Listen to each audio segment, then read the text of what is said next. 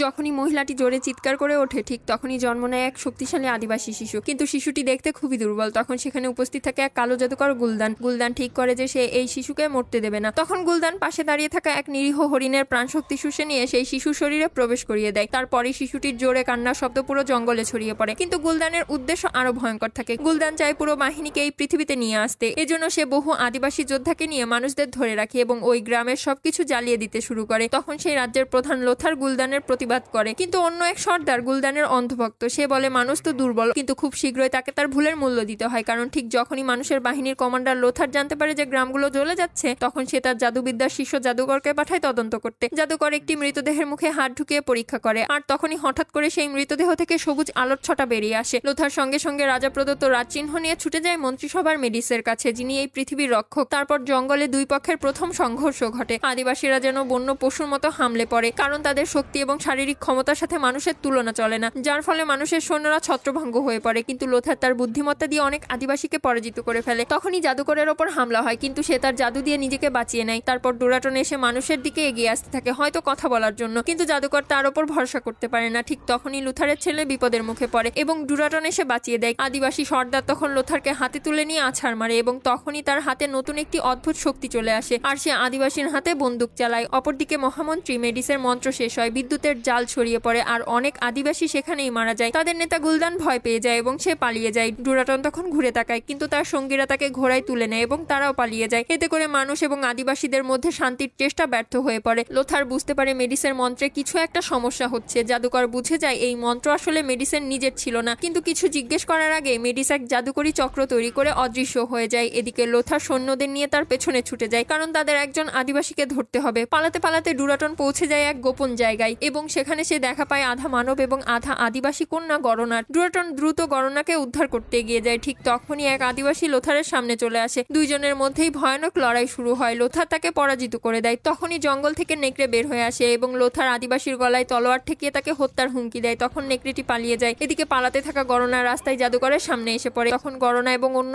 আদিবাসী ধরা পড়ে যায়। গরনা মানুষের ভাষায় কথা বলে, যেটা শুনে লোথার চমকে ওঠে, কিন্তু আদিবাসী যে গরনার সঙ্গে ধরা পড়েছে সে তাকে সতর্ক করে দেয় এবং বলে মানুষের সঙ্গে কথা বলবে না। কিন্তু গরনা নিজের জীবন বাঁচানোর জন্য সত্য কথা বলতে রাজি হয়। এদিকে আদিবাসী সর্দার তার শিবিরে ফিরে আসে, কিন্তু তার পরাজয় দেখে গুলদান খুবই রেগে যায়। তারপর গুলদান আদিবাসীর হাত আগুনে পুড়িয়ে ফেলতে থাকে, কিন্তু ডুরাটন সেই সময় এসে তার হাত কেটে ফেলে এবং তার প্রাণ বাঁচিয়ে দেয়। গুলদান ভীষণ রেগে যায়, কিন্তু কিছুই করতে পারে না। রাতে যখন ডুরাটন তার ছেলেকে দেখে তখন সে সিদ্ধান্ত নেয় যে সে গুলদানের বিরুদ্ধে এবং মানুষের সঙ্গে সমঝোতা করবে, তাহলে তার ছেলে এবং গোত্র বেঁচে যাবে। পরের ভিডিওটি দেখার জন্য প্লিজ সাবস্ক্রাইব।